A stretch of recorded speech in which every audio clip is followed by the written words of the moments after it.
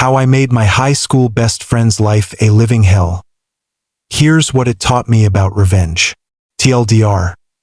My high school best friend turned out to be a manipulative, toxic person who hurt people close to me.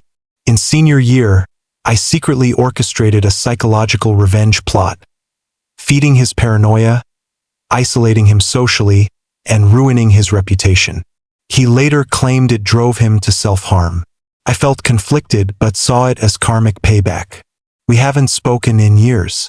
As a disclaimer before I write this, I want to take a second to make my own position on my actions clear.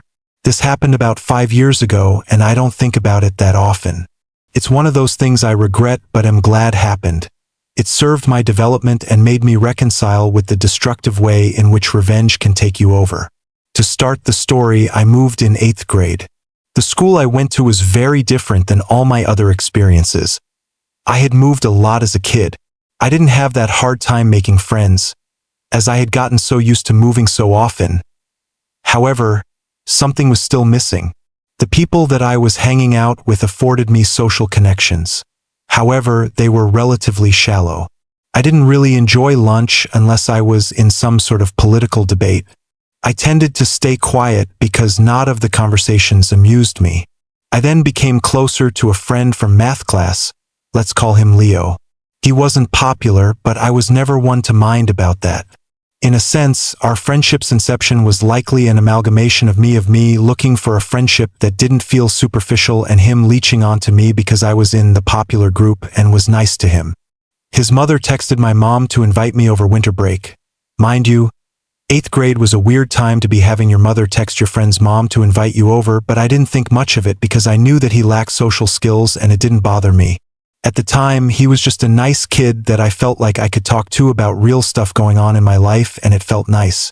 There was also a weird component of me being some sort of mentor to him. Writing this out makes me cringe. I was hesitant to hang out with him and later declined, however. I was interested in getting to know him and saw him as a school friend. Flash forward to freshman year and we hung out a bit over summer. I was never one to value popularity when I saw most the people I sat with at lunch as superficial. However, it felt important to have a place to sit during lunch. Although the general consensus was that Leo was weird, I ended up inviting Leo to sit with us during lunch. At this time, people were starting to talk about sex. I asked a girl, let's call her Haley, who was more nerdy and she seemed relatively interested, although there was no emotional connection between us. We talked about having sex at school, but it never came into fruition because we were both young and scared. I don't want to get too attached to this story because it is a bit of a side plot, but it will be important later. It ended up blowing up when her friend ratted her out and told the counselors what she did. Turns out, she had been doing this and sending nudes to 10% of the guys in our grade. Haley ended up getting slut-shamed, dropped by all her friends, missing prom, and not being asked, and essentially being the scapegoat for everything, even though there were at least 20 guys implicated. I feel bad for my complicity in Haley's story and don't have excuses for it. Fast forward to the end of freshman year, Haley and Leo took the bus together and seemed to bond. People had told me that they were potentially romantically interested in each other. However, Leo told me he wasn't and I had no reason not to take him at face value. A picture of them walking in the neighborhood together ended up being leaked to the whole school and, after asking him about it, it became clear that Leo and her were dating. I had reason to believe that Leo was likely insecure about my past with Haley, so I tried not to pressure him into talking about her. Even when everything came out about them to the school, he denied it when asked and got made fun of for liking her. It was sad to watch from the outside, but I felt I couldn't help because my past involvement with it. To add to this, Leo's family was opposed to him dating her for cultural reasons, meaning everything had to be kept a secret. He didn't feel like he could tell his classmates because he was possessive and insecure about her past. He couldn't tell his family because they banned him dating, and he couldn't tell me because I had a past with her. At the end of summer, Haley broke things off with Leo in a respectful way. As she had been slut-shamed her entire freshman year, Haley and her parents thought it would be optional for her to change schools for a fresh start. They had a lot of money and sent to her to a good Christian private school. I'm not sure the exact reasons as to why they broke it off, but I know that it was something related to her having a fresh start in a new environment. However, Leo was vengeful. Although they were still hooking up in the start of freshman year, Leo dedicated his life to making sure that she would pay for breaking up with him and wouldn't be afforded the change of scenery she so desperately needed. He ended up finding out who asked her to prom, making friends with him through my mutual friends and setting a long plot to leak her nudes to the entire school that she just moved to. I can only imagine the pain she went through. He ended up canceling their prom date, took someone else, and, again, she was slut-shamed by her entire grade. This was a long plot and I won't go too far into the details, but he really put a lot of time and effort to put her humiliation into fruition. In sophomore year, he progressively got more spiteful. He ended up holding resentment towards me as well. I'm sure a lot of it was his anger at his parents. He was acting out and saying really mean things to them, e.g. "You will never meet my children." And the bullying he dealt with for dating Haley. Our friendship got out of control and he would weirdly try and assert himself and tell me that he's better than me.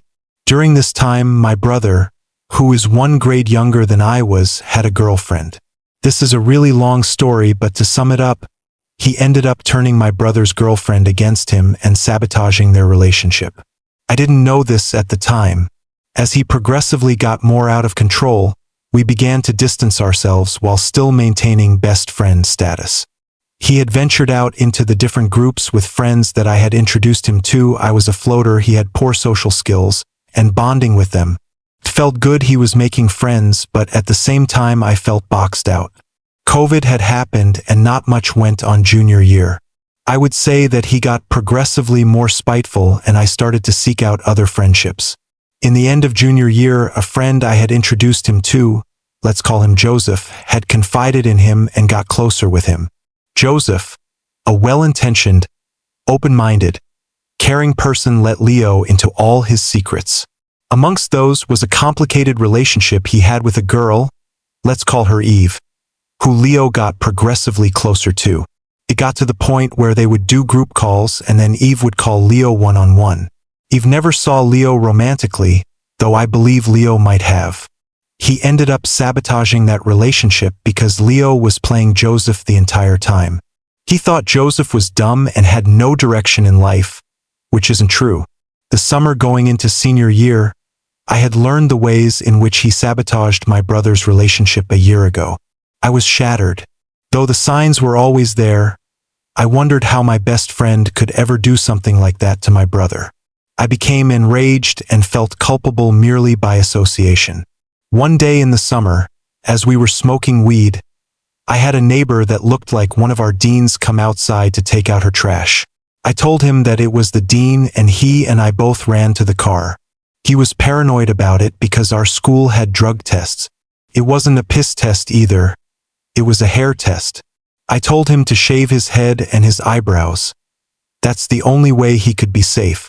He ended up shaving his head bald, buying a wig, and no eyebrows to start the senior year. It didn't take long for senior year to start off and for him to start blackmailing me. He told me his uncle, a minister from a foreign country, would call all the schools I wanted to apply to and put in a bad word for me. I didn't take the bait. He crashed out and said he no longer wanted my friendship. Immediately, right after he did that, I told Joseph everything that had happened. He had also done many terrible things, another 10-page story, to my friend, let's call him Robin, and I had screenshots to prove everything. I went to school that next day, told them both everything that Leo had done to them, and we trauma bonded. I left the popular group and started sitting with them at lunch. We started a new table with many different assortments of people that we liked. Leo, as I'm sure you all might gather, is paranoid. Joseph, Robin, and I all knew this. I used that paranoia to tell him that Robin and Joseph know about the things he has done and are plotting to ruin him. It might sound crazy, but you have to understand I was speaking this kid's language. I ended up acting as somewhat of a double agent. Robin, Joseph, and I would devise different subplots for what we would say they were plotting and we would laugh at them. Felt like a game to us. This kid had all fucked us over in various ways and he trauma bonded off of his pain. Meanwhile, I was using the double agent excuse whenever I would hang out with them all weekend and he had nothing to do. It was clear that he had burned all of his bridges and didn't have any friends left. Still, he trusted me to gather intel as to what their plans were. I would spend hours every day, feeding off his anxiety and pain. I thought about all the people he hurt, me, Haley, Joseph, Robin, my brother. All this did was motivate me and expose a side of myself I had never seen.